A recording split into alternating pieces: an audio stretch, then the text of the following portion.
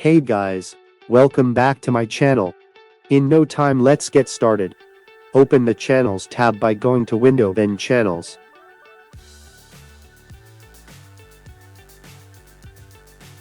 Drag the layer to duplicate it. Go to Image, Adjustments then Levels. Drag the cursors and bring them to the center.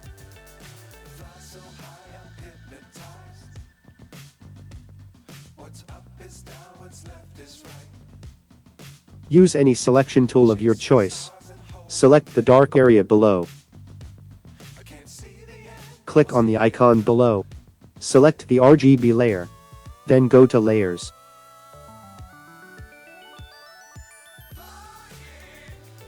Go to Select then Inverse. Then click on the layer mask icon. That is all for today. Make sure to like, comment and subscribe.